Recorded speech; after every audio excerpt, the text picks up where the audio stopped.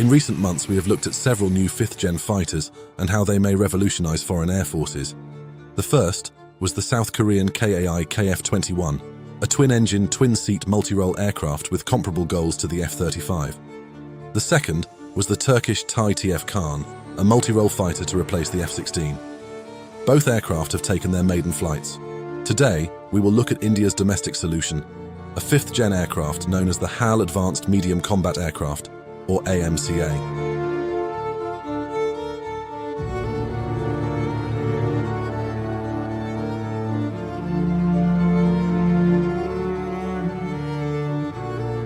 The AMCA project dates to 2010.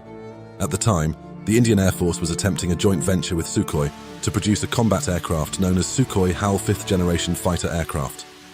This never fully eventuated, however, during the conceptual phase, a parallel project was started. This would be known as AMCA. A feasibility study of the AMCA program was undertaken in October that year, and by 2013, a preliminary design phase was underway. Heading up the project was Hindustan Aeronautics Limited, or HAL, and the Aeronautical Development Agency, or ADA. In November 2013, 9 different designs were drawn up in CAD and then studied over the following year. By the end of 2014, these designs had undergone wind tunnel and radar cross-section testing. The results of this test led to a final choice from the 9 designs, and by 2015 the basic configuration was finalized. This design would be a twin-engine diamond trapezoidal winged aircraft with a V-tail and a bubble canopy seating a single pilot. As with most other 5th-gen designs, the AMCA concept looked like the F-35, presumably a byproduct of balancing agility with a lowered radar cross-section. This design outline was presented to the Indian Air Force in 2016. That same year, the Air Force formally accepted the design concept. One of the core goals of the conceptualization phase was to come up with an aircraft which could replace the still relatively new Sukhoi Su-30 MKI, the official Indian export variant of Russia's Flanker H. This in itself is a lofty ambition. The latest iterations of the Sukhoi 30 are arguably the best multi-role aircraft produced in the East, save for possible classified projects. In Western terms, the Su-30 would be described as a 4.5th-gen fighter, similar to the modernized Super Hornet or Strike Eagle. Thus, the AMCA would be India's equivalent of the F-35, a lighter, more modern alternative to a traditional multi-role aircraft, yet still capable of performing similar missions. The AMCA proposal would have to fulfill several roles, namely air supremacy, suppression of enemy air defenses, air interdiction, and electronic warfare. Over the next couple of years, the rough design would be fleshed out. It was reported in 2020 by the Eurasian Times that one of the goals was to produce an aircraft which outwardly followed 5th-gen fighter design principles, while internally being equipped with more modern technology, something akin to a 6th-generation fighter. Given the time and difficulty of developing advanced systems domestically, it was revealed that the AMCA will have 2 initial phases. The first phase, Mark I, would rely on various foreign systems, while later a Mark II variant will feature more advanced internal systems and other domestically produced technology. The aircraft's basic outward appearance of the airframe would be familiar, sporting proven low radar cross-section design principles. Hindustan Aeronautics noted that their current twin tailplane design has a drastic effect on radar signature, in addition to other features such as an airframe composed of 30 to 40% composite radar-absorbing material, as reported by both ADA and Jane's Information Services, and internal weapons bays. During this stage came the implementation of new, refined air intakes. These new intakes, known as diverterless supersonic intakes, or DSIs, with a serpentine or S-shaped inlet, reduced the visibility of the engine's fan blades from the front. This is important, as fan blades can show up prominently on radar.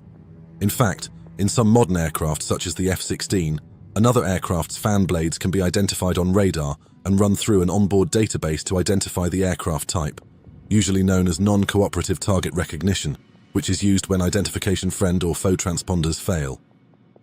Within the airframe, much was done to save weight. A fly-by-optic system was developed, which replaced a variety of sensor wiring with fiber optical cables.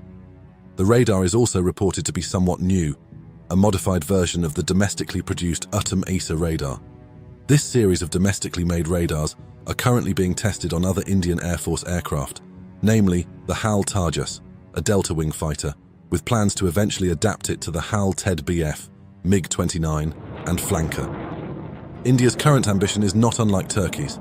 As we discussed in the TF Khan video, Turkey's ambition is to shift away from foreign reliance and towards domestic self-sufficiency, militarily at least. In the shorter term, their goal is to develop a number of domestic aircraft, including trainers, attack and utility helicopters, and multi-role aircraft. In much the same way, it appears that India is aiming at an improved level of domestic sustainability. This makes perfect sense, as both Turkey and India find themselves at a crossroads between East and West. Geopolitically, their situation makes it difficult to project ambitions when relying on other nations in uncertain times, when power and alliances can quickly shift. Just as with Turkey's TF Khan fighter, another challenge in India is domestic engine production.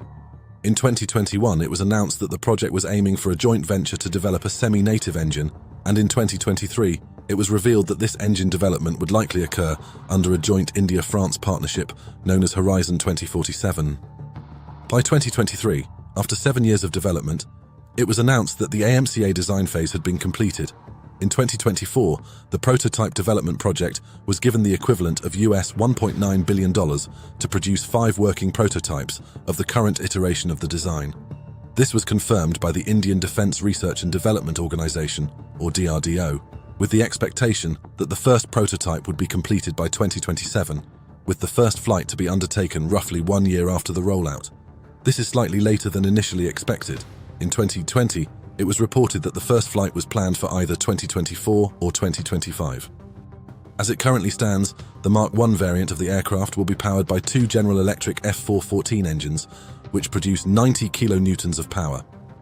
In the future, the Mark II variant will see these 2 engines replaced by the more powerful domestic or joint venture design, which aims to produce 110 kilonewtons. As mentioned in the TF Khan video, domestically producing engines from scratch, or even with some help, is no small task. Most of the world looks to either America or Russia for engines.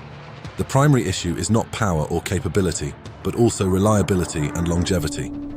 The F414 engine currently being employed by India in various capacities is a tested engine, so while the on-paper ambitions may be high for a domestically built engine, unless it matches the reliability and precision engineering of the GE engine, it would generally be perceived as a better option to go with the tested, less powerful engine than a more powerful engine potentially prone to failures and increased maintenance requirements. Current plans pin the first production AMCA for 2029, with the goal of producing 125 aircraft. The Mark I variant will be used to equip 2 squadrons, while the Mark II will equip a further 5. So how well is the aircraft expected to perform? Given that much of the project remains relatively classified and that the aircraft is still in a prototyping phase, we will have to speculate from data published by Janes. The first and most obvious element to gauge is general performance. Like many 5th-gen concepts, it has been announced that the AMCA will likely have supercruise capabilities. At full power, it will be capable of achieving a top speed of Mach 2.14. If this number is true, it would make it substantially faster than most other 5th-gen designs. The F-35, KF-21, Su-75, J-31 and TF Khan all have a claimed speed of around Mach 1.8, with only China's J-20 coming close at Mach 2.0. In terms of altitude, the claimed service ceiling will be around 65,000 feet, slightly higher than most 5th-gen designs, but not by too much. Again, this number must be taken with a grain of salt, given that the aircraft's working prototype is not yet complete. Perhaps the most impressive claims are in regards to the aircraft's range. It is listed as being capable of achieving a ferry range of over 5,000 kilometers, while having a combat range of around 1,600 kilometers. This effective combat range makes it a match for the Flanker, while also supposedly outperforming the combat ranges for the F-35 and KF-21. In terms of armament, the AMCA is listed as being capable of carrying up to 14,300 pounds of munitions. As with all 5th-gen designs, this can be broken down into internal and external stores. Internally, 3,300 pounds of munitions can be held. Hypothetically, this would allow for something like 6 Mk-82 or FAB 500s, or a single Mk-83 with 2 Mk-82s. There are also an unconfirmed number of external hardpoints, allowing for a further 11,000 pounds of weapons. In contrast, the Sukhoi 30 Mki can carry roughly 18,000 pounds, the F-15E 23,000 pounds, and a similarly sized aircraft, the F-35, 18,000 pounds. The AMCA's smaller stores capacity may limit its payload delivery, although it may not impact overall mission effectiveness. To exemplify this, the similarly sized F-16C can, on paper, carry 6 air-to-ground weapons on its 2 inner pylons. If triple clustered pylons are attached, along with a further 2 pylons holding 2 air-to-ground weapons each, plus 4 outward pylons for air-to-air missiles. Although tasking with this level of firepower is unlikely, most F-16s tasked with air-to-ground missions carry 2 to 4 AG weapons, leaving space for drop tanks on the 2 inboard pylons. This would likely keep AG stores at or below £4,000. Thus, an argument can be made for or against the internal stores limitation of the fighter, although in practice it likely won't have any detrimental effect. In terms of specific armament types, it has been determined that, similar to the TF-Kaan, the aircraft will be built around a number of indigenous systems currently in the works. This includes a variety of precision-guided munitions and laser-guided bombs, as well as several air-to-ground missiles. In terms of standoff weapons, the aircraft will use a variety of infrared and active radar-guided missiles referred to as Astra, a domestically produced family of missiles. Not much is known about the true capabilities of the Astra, although the Indian Air Force began adopting early variants of the missile in 2017, while further variants which will be found on the AMCA are still under development. Other ambitious claims have been made regarding armament. Namely, India's Air Force chief stated that one of the goals of the AMCA is to integrate a variety of more modernized weapons, including drones, both models outfitted for swarm and wingman capabilities, alongside directed energy weapons, hypersonic missiles, and eventually high-altitude platform systems, or HAPS. This term generally refers to atmospheric pseudo-satellites, which can be launched from an aircraft and will sit on station at a high altitude and provide utilities like communication or observation. Also worth noting is the single-seat configuration. In the 80s and 90s, aircraft designs seemed to tend away from twin-seat setups, as more faith was put into automated systems. Today, however, we see many designers choosing to revert to a twin-seat setup.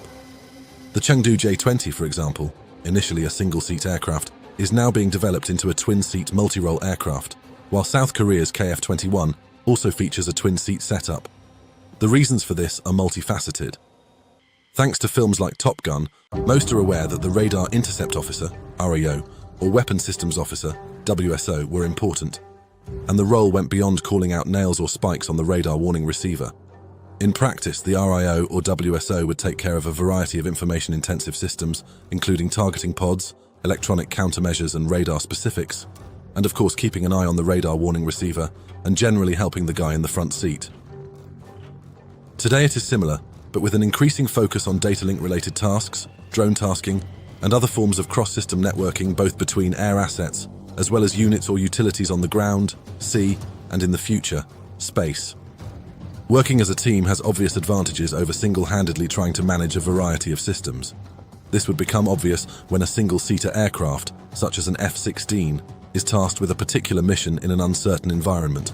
For example, a precision strike in contested airspace. With 2 multifunction displays, he would have to keep an eye on a targeting pod or AG radar on one, and likely a HSD with data link on the other. Pilots are well trained to do this, but could this be done better and safer by dividing the task between 2 rather than 1? With all this in mind, it is easy to see just how ambitious this project is. It seems to have more in common with Turkey's TF-Kaan than it does with the KF-21. Both projects have certainly put much more on the line. The TF-Kaan aims to replace the F-16, and the AMCA aims to replace the Flanker H, both with designs essentially starting from scratch. Both the F-16 and the Flanker represent great designs dating back to the 1970s, with hundreds of thousands of hours of flight time, research and improvements accrued over the decades, all built with the best Russian and American minds emerging from World War II.